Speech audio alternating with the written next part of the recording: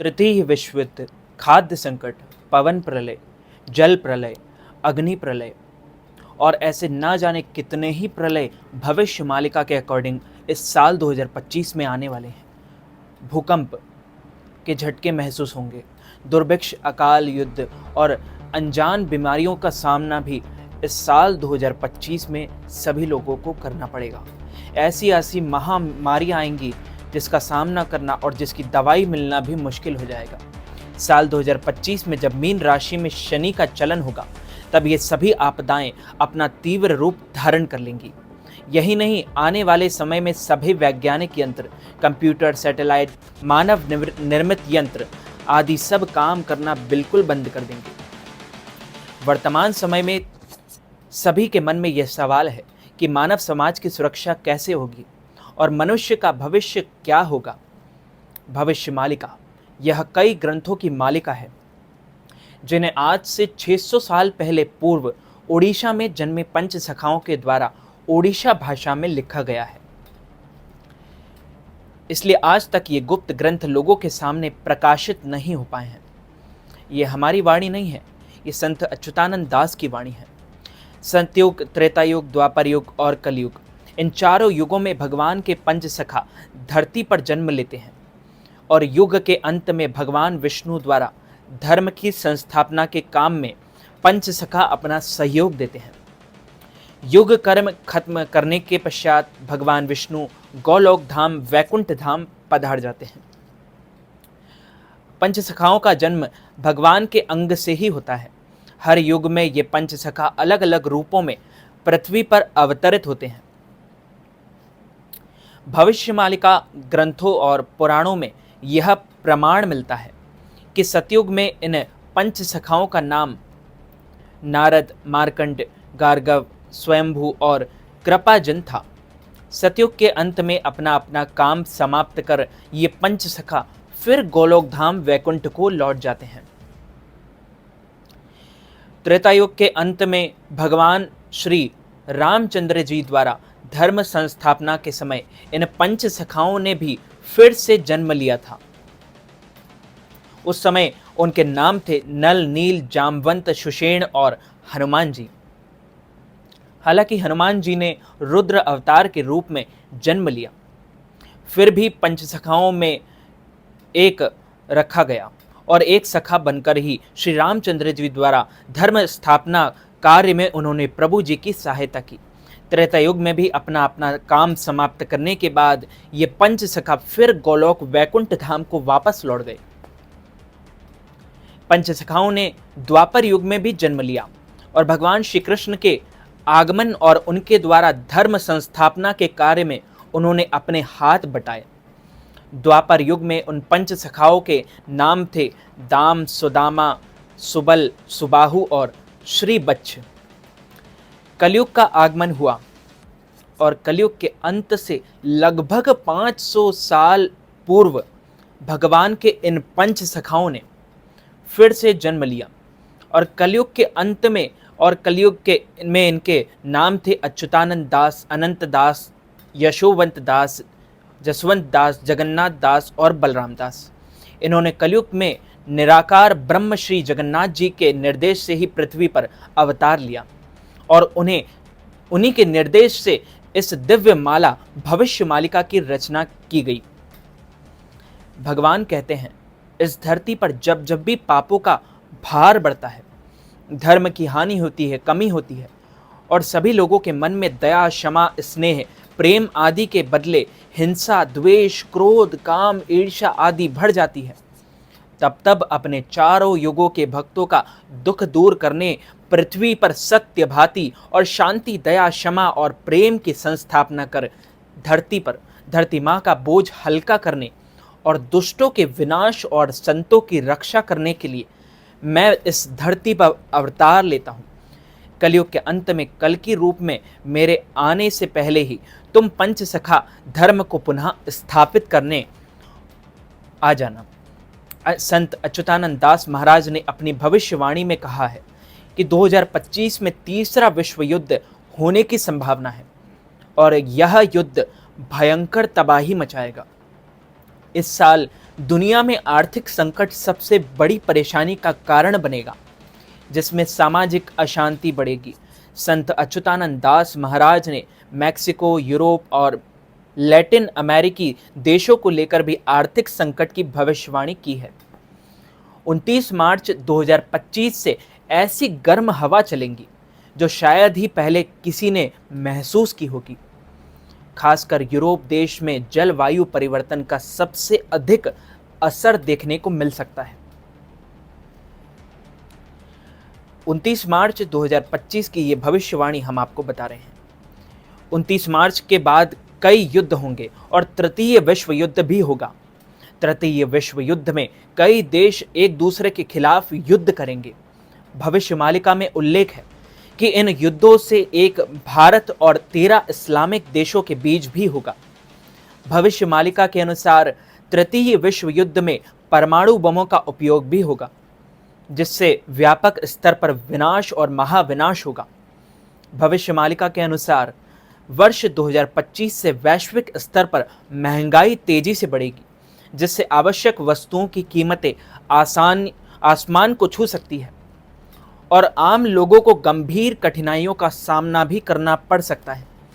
इसके अलावा व्यापार और अर्थव्यवस्था में भी भारी अस्थिरता आएगी।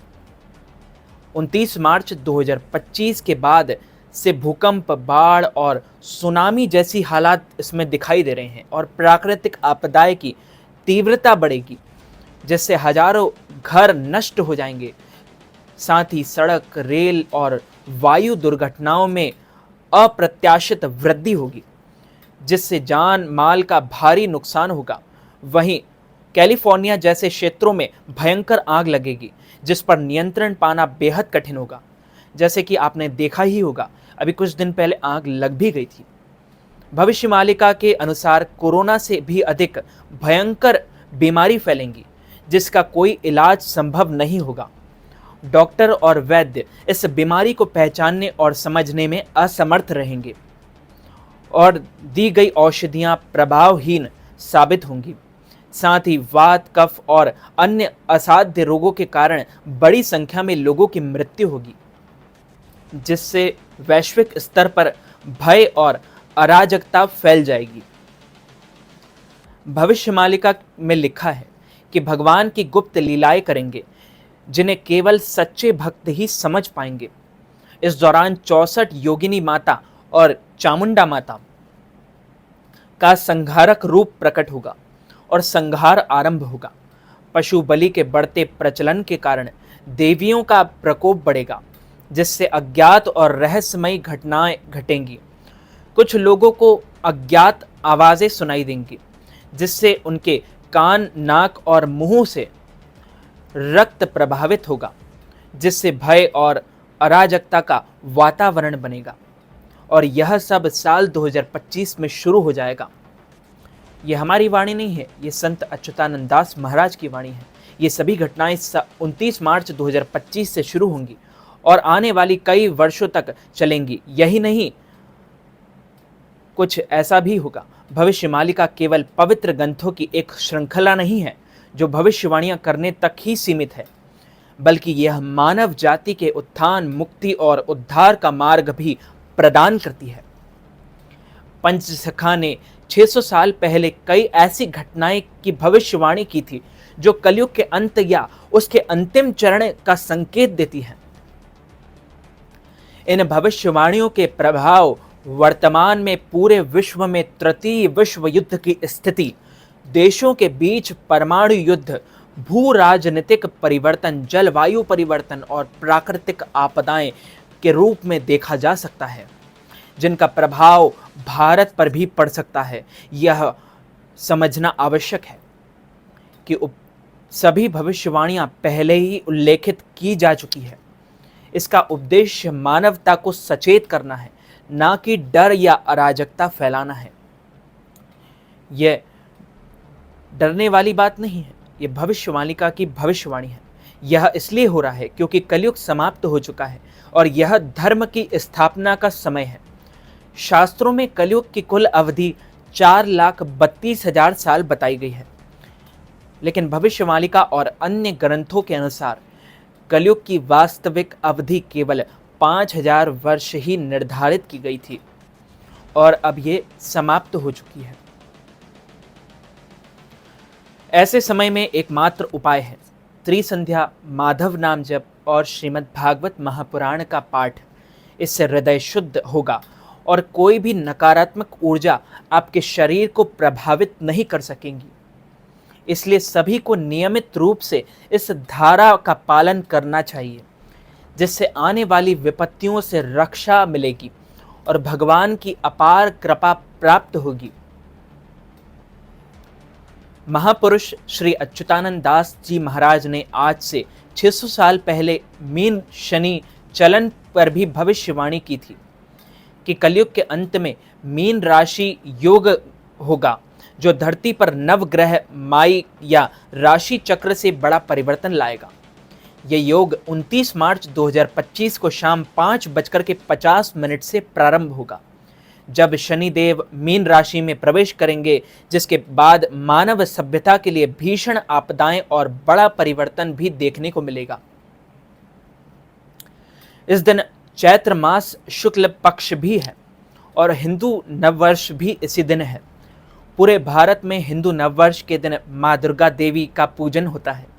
नववर्ष सूर्य ग्रहण और अमावस्या का 29 मार्च 2025 को मीन शनि चलन के समय आना धरती के लिए अच्छा संकेत बिल्कुल भी नहीं है। नववर्ष के दिन शनिदेव का मीन राशि में चलन मारक है, यानी मृत्यु जैसी बाधक स्थिति है। शनिदेव के चलन के साथ शुक्र, राहु, बुध, रवि, चंद्र और नेपच्यून, जिसे वरुण देवता यानी जल प्रलय का ग्रह भी कहते हैं, वे सभी बाधक दृष्टि से चलन करेंगे। अच्युतानंद दास जी ने मालिका में लिखे हैं कि जब जब अमावस्या संक्रांति एक साथ पड़ता है, तब धरती पर विनाश होता है, महाविनाश होता है। और 2025 में एक साथ अमावस्या 3 बार पड़ रहा है, जो कि मानव सभ्यता के लिए बड़ा विनाशकारी संकेत बताया गया है। ऐसे ऐसे भविष्यवाणी संत श्री अच्युतानंद दास महाराज के अकॉर्डिंग की गई है। बचने का सिर्फ एक ही तरीका है, अच्छे आचरण करो, पवित्र आचरण करो, भगवान का नाम जप करो, भागवत का पाठ करो और किसी से भी व्यभिचार मत करो और अच्छे से पुण्य कर्म करो। यही एक उपाय है इस कलयुग में तरने का। तो दोस्तों, इस वीडियो को ज़्यादा से ज़्यादा लोगों तक शेयर कीजिएगा, लाइक कीजिएगा, कमेंट कीजिएगा और चैनल को सब्सक्राइब करके बेल आइकन को भी ऑन कर लीजिए ऐसे ही नए नए वीडियोस देखने के लिए।